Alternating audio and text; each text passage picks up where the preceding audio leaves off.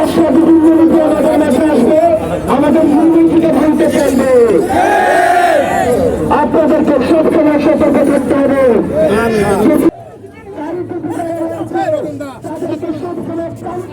আমাদের মানে সাম্প্রদায়িক ঠান্ডা লাগানোর চেষ্টা করবে, তারা ওই দিন ব্যক্ত হয়েছে।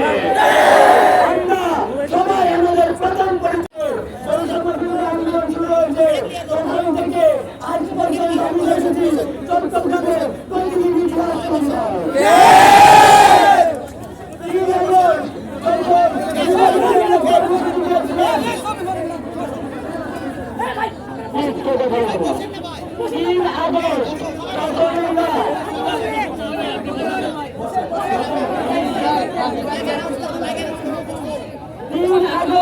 আমরা যখন নিউমার্কেটে কর্মসূচি দিয়েছিলাম আমরা চাই না